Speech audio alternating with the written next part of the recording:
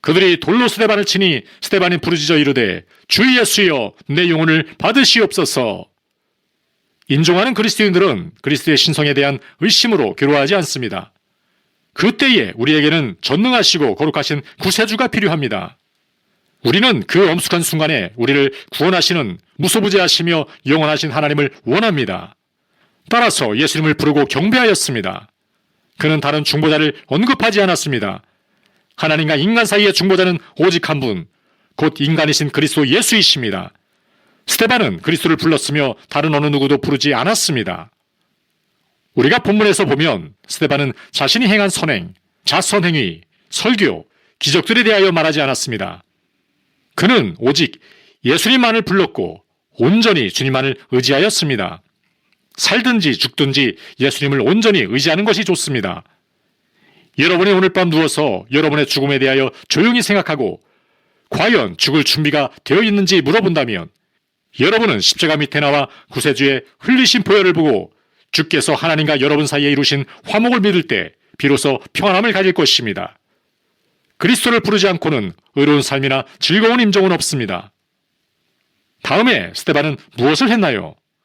그는 예수님을 신뢰하였습니다. 그는 오직 예수님만을 신뢰하였습니다. 그 근거로서 스데반이 주 예수여 내 영혼을 받으시옵소서 라고 부르짖었다고 본문은 말씀하고 있기 때문입니다. 그는 자신의 영혼이 몸에서 빠져나와 미지의 세계로 나아갈 것을 느꼈습니다. 아마도 그는 그 놀라운 신비에 당연히 놀라며 떨었을 것이며 그때의 기분은 마치 우리의 몸에 익숙한 옷이 벗겨진다고 생각할 때 느끼는 그런 기분이었을 것입니다. 하지만 그는 자신의 벗겨진 영혼을 예수님의 손에 맡겼으며 이로써 그의 두려움과 염려는 끝이 났습니다. 보세요. 그는 지금 죽음의 문제를 해결받았습니다. 더 이상 자신을 위해 기도하지 않고 그의 대적들을 위해 중보기도를 드렸습니다. 그리고 나서 그는 눈을 감고 잠들었습니다. 이는 단순하고도 숭고한 죽음의 예술입니다. 다시 한번 우리는 우리의 죄악된 영혼을 취하여 이를 지켜줄 수 있는 주님의 못 박힌 손에 맡깁니다. 그런 다음에 우리는 모든 것이 안전함을 확신합니다. 낮에 일이 끝났고 문은 잠겼으며 파수꾼이 거리를 순찰합니다. 와서 함께 잠듭시다. 예수님을 뵙고 그의 이름을 부르며 그를 신뢰하는 중에 죽는 것은 아름답습니다. 또한 주목할 것은 스데반에게서 예수님을 닮은 모습을 볼 수 있다는 사실입니다. 왜냐하면 스데반의 죽음은 예수님의 죽으심의 복사판이기 때문입니다. 우리도 그와 같기를 소망합시다. 그의 죽음은 구체적인 상황 속에서도 예수님의 죽음과 같았습니다. 예수님은 공정한 재판을 받지 못하고 죽으셨으며 스데반 또한 그러했습니다. 예수님은 기도하면서 죽으셨고 스데반 또한 그러했습니다. 예수님은 아버지, 내 영혼을 아버지 손에 부탁하나이다 라고 말씀하시고 죽으셨습니다. 스데반은 독자적으로 하나님께 나아갈 수는 없었지만 중보자이신 주님을 통하여 하나님께 나아가 주 예수여 내 영혼을 받으시옵소서 라고 말하였습니다. 그리스도께서 자기를 죽인 자들을 위해 기도하시며 죽으셨고 스데반도 주여 이 죄를 그들에게 돌리지 마옵소서 라고 기도하고 죽었습니다. 우리의 죽음도 예수님의 죽음을 재현하는 것이라면 두려워할 필요가 어디 있겠습니까? 여태까지 예수님을 닮은 것이 아름다운 일이었던 것처럼 앞으로도 그러할 것입니다. 나는 예수님의 침대에 누워 잠들 것이며 예수님께서 땅의 품에 안기어 잠드신 것처럼 나도 그러했다가 부활 시에 예수님과 같은 모습으로 일어날 것입니다. 우리는 스데반의 죽음으로부터 바람직한 죽음에 대하여 중요한 교훈을 얻을 수 있습니다. 첫째, 우리의 죽음이 우리의 삶의 연장이 되는 것이 바람직합니다. 스데반은 살아있을 때에 믿음과 성령으로 충만하였기에 죽을 때에도 성령으로 충만하였습니다. 스데반은 살아있을 때에 담대하고 용감하고 평온하고 침착하였기에 돌에 맞아 죽을 때에도 그와 같았습니다. 한 사람의 죽음에 대한 평가가 그의 삶과 일치하지 않을 때 매우 슬퍼집니다. 장례식 때에 많은 집례자들은 가모니설로 설교함으로써 큰 잘못을 범하였습니다. 그때의 참석자들은 당연히 이렇게 말합니다. 거참 이상하군. 고인이 성도인 줄 전혀 몰랐는데 그의 죽음에 대한 보고를 듣고 보니 그가 성도였군. 참으로 고인에 대한 이 놀라운 사실을 듣고 보니 내 생각이 잘못되었었군. 집례자의 보고는 아프다 죽은 그 며칠 동안에 급히 고인의 경건이 조성되었다는 말인데 그럴 가능성은 희박할 것입니다. 우리는 매일 죽어야 합니다. 아침 식사를 하기 전에 매일 아침 죽어야 합니다. 말하자면 우리는 죽음을 연습해야 하며 이로써 우리가 정작 죽을 때 죽음이 전혀 낯선 일이 되지 않도록 해야 할 것입니다. 죽음은 삶의 연절이나 가장자리가 될 수도 있지만 삶의 연장이 되어야 할 것입니다. 진흙과 같은 사람이 금과 같은 죽음으로 이어질 수 없는 것입니다. 우리는 세상과 함께 점심 식사를 하다가 하나님과 함께 저녁 식사하기를 바랄 수 없습니다. 우리는 매일 주님의 집에 거하여야 합니다. 또한 우리의 전 생애를 완성하는 죽음이 가장 바람직한 죽음입니다. 즉, 건축물에 모퉁이 돌을 놓음으로써 이제 더 이상 다른 수고를 전혀 할 필요 없이 모든 수고를 다 끝냈을 때 우리가 잠드는 것입니다. 여러분도 그렇게 되어야 하지 않겠습니까? 그런데 어떤 이들은 사업한답시고 정말로 해야 할 일들을 하지 못하고 있군요. 예를 들면 그런 사람들은 아직 뜻도 정하지 못하였습니다. 그러므로 그들은 그들의 태만으로 인하여 아내와 자녀들에게 많은 슬픔을 안겨줄 것입니다. 어떤 그리스도인들은 세상의 일을 깔끔하게 해내지 못합니다. 그들은 방종하고 무질서하며 단정하지 못합니다. 그래서 그들이 죽게 된다면 여러 가지 하지 못한 일들 때문에 죽기를 싫어할 것입니다.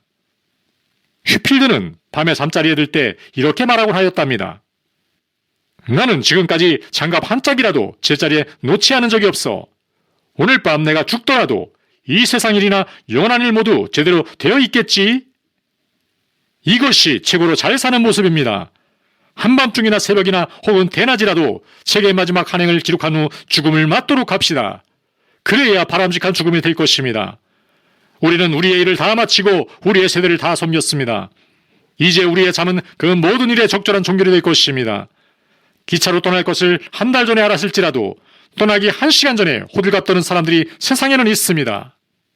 아무리 기차 출발 시간을 알고 있을지라도 몇 분 전에는 도저히 역에 도착할 수 없는 것입니다.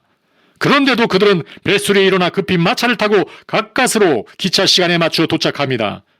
마치 할 일이 너무 많아 서두르는 사람처럼 어떤 이들은 죽을 때 이런 식으로 죽습니다. 게다가 은혜도 부족하여 오직 불 가운데 얻는 구원을 얻을 뿐입니다. 세속적인 그리스도인들은 죽을 때에 꾸려야 할 짐이 많으며 준비해야 할 일이 많습니다. 그러나 참된 그리스도인은 서서 허리를 동이고 있습니다. 그는 떠나야 한다는 것을 알고 있습니다. 그때는 정확히는 모르지만 손에 지팡이를 잡고 서 있습니다. 이렇게 살다가 죽는 것이 바람직합니다. 성령께서 우리를 그런 상태로 이끄시기를 바랍니다. 그리하여 죽음의 천사가 우리를 불시에 소환하거나 느닷없이 데리고 가는 일이 없기를 바랍니다. 그리하면 고향 가는 길은 일상적인 모습과 조금도 다를 바 없는 간단한 일이 될 것입니다. 유명한 추석가 뱅겔은 세상을 깜짝 놀라게 하는 모습으로 영적인 퍼레이드를 벌이는 가운데 죽기를 원하지 않았습니다. 그는 다만 일을 하는 가운데 입구에서 부름을 받는 사람처럼 떠나기를 원하였습니다. 그의 기도는 이루어졌습니다. 그는 거의 마지막 죽음의 순간을 느낄 때까지 자신의 작품 원고를 교정하였습니다. 이러한 죽음이 바람직하지 않습니까? 역사가요, 신학자였던 비드의 임종 또한 귀한 것이었습니다. 그는 요한복음서 번역을 완성한 후 죽었습니다. 그는 나를 지으신 분에게로 돌아갈 시간이 되었으니 빨리 기록하라 라고 하였습니다. 그러자 그의 제자는 존경하는 선생님, 한 문장이 남았는데요 라고 하였고, 이에 이 사람은 빨리 적어라 라고 말하였습니다. 젊은 학생은 곧 다 끝났습니다 라고 말하자 비드는 내 말을 들으니 좋구나, 이제 다 끝났구나 라고 대답한 후 잠이 들었습니다. 나는 이렇게 별세하기를 원하며 또한 모든 그리스도인들이 이런 소원을 갖기를 축원합니다. 우리는 매일의 거룩한 삶에서 달라지지 않을 것입니다. 장소만 바뀔 뿐 우리의 섬김은 바뀌지 않을 것입니다. 우리는 마지막 순간까지 주님을 섬기다가 하늘의 부르심을 받고 떠날 것입니다. 이를 게을리하고 기회를 허비한 고로 후회 막심한 상태에서 죽는다는 것은 신앙을 고백하는 그리스도인에게 틀림없이 가장 무서운 일이 될 것입니다. 다가올 진노를 피하라고 사랑하는 주일학교 아이들에게 진정으로 경고하기도 전에 주일학교 반을 그만둬야 하겠다고 말하는 것은 슬픈 일입니다. 인생을 낭비하고 죽는 것은 불행이 아니고 또 무엇이겠습니까? 이를 이루지 못하고 목적을 완수하지 못한 채 부름받고 떠나는 것은 슬픈 일이 아니겠습니까? 죽기가 힘들 정도로 그렇게 살지 마십시오. 아직 익지 않은 과일을 나무에서 따는 것처럼 마지못해 뽑혀진다는 것은 분명히 슬픈 일입니다. 익지 않은 사과는 제자리에 꼭 들러붙어 있습니다. 이렇듯 많은 사람들은 자기의 재물에 꼭 들러붙어 있으며 어리석게도 세속적인 것에 집착하여 있기 때문에 그들을 세상으로부터 떼어놓으려면 매우 거칠게 끌어당겨야 합니다. 그러나 다 익은 과일은 가볍게 붙어 있습니다. 부드러운 손으로 그것을 잡아떼면 쉽게 수확할 수 있습니다. 마치 은바구니에 들어갈 금사과처럼 그것은 수확을 기다리고 있는 것 같아 보입니다. 하나님께서 여러분을 영적인 존재로 만드십니다. 그러므로 여러분이 땅 아래에 있는 것에 결연히 집착하는 것을 하나님께서 금지하십니다. 만일 여러분이 아래의 것에 집착하면 여러분의 죽음은 폭력이 되고 여러분의 죽음은 공포가 되고 말 것입니다. 여러분이 구원의 확신이 없다면 임종 때의 죽음을 기다리겠습니까? 나의 사랑하는 친구들이여, 고통이 커지고 머리가 혼미해질 때 여러분은 우울증에 시달려야 할 것입니다. 그러므로 그때에 우선 먼저 여러분 스스로를 위로하기 위해서 여러분에게 강한 믿음이 필요합니다. 친구들이 당신이 임종한 방에서 나가면서 우리는 이 친구가 구원받기를 바라는데 여전히 의심스럽네? 라고 말하면 좋겠습니까? 여러분의 삶에 달려 있습니다. 누군가가 경건한 휘필드에게 나는 당신의 유언을 듣고 싶습니다 라고 말하자 그는 아니요, 아마 나는 유언을 남기지 않을 것이요 라고 말했습니다. 그러자 다른 사람이 이유가 무엇입니까? 이에 그는 내가 살아있는 동안 나는 매일 유언을 말하고 있기 때문에 내가 죽을 때 유언이 필요 없을 것이기 때문입니다 라고 대답하였습니다. 이 거룩한 사도는 마지막 날 오후에 설교를 마친 후 침실로 올라가 죽었습니다. 그가 살아있을 때 무슨 말을 했는지 그들은 알았으며 이것이 훨씬 더 나은 유산이었습니다. 여러분이 마지막 순간에 유언을 하든 하지 않든 여러분이 누구를 섬겼는지 아무런 의혹이 없도록 삶 속에서 유언을 하도록 하십시오. 결론적으로 사람들은 죽음조차 유익할 수 있도록 그렇게 죽기를 바랄 것입니다. 스데반의 죽음은 사울을 회심케 하는데 결정적인 역할을 하였다고 나는 확신합니다. 여러분은 스데반이 바울에게 미친 명백한 영향을 살펴본 적이 있으십니까? 아우구스티누스는 말하기를 스데반이 기도하지 않았다면 바울은 설교하지 못하였을 것이다 라고 하였습니다. 물론 스데반의 죽음이 사울을 회개시켰다는 말은 아닙니다. 사울의 회개는 스데반이 죽은 이후에 일어났습니다. 즉 사울의 변화는 사울이 다메섹으로 가는 도중에 하나님의 계보로 말미암아 일어난 일이었습니다. 하지만 스데반의 순교를 목격한 것이 그의 마음의 밭을 갈아 좋은 씨앗을 받아들이게 되었던 것입니다. 내 생각에 바울은 내세에서 언제나 스데반의 설교에서 자신의 본문을 취할 것 같습니다. 집에 가셔서 스데반의 설교를 다 읽어보십시오. 그리고 과연 그렇지 않은가 알아보십시오. 스데반은 할례의 언약에 대하여 말하였는데 이는 바울이 매우 좋아하는 주제였습니다. 바울이 아덴의 마르스 언덕에 서서 아레오바고 사람들에게 설교하였을 때 그는 우주와 그 가운데 있는 만물을 지으신 하나님께서는 천지의 주제시니 손으로 지은 전에 계시지 아니하시고 라고 말하였습니다. 이는 스데반이 인용한 말씀과 거의 동일합니다. 사내들인 앞에 섰던 스데반에 대한 기억이 당시의 사도의 마음을 스치고 지나갔던 것이 틀림없습니다.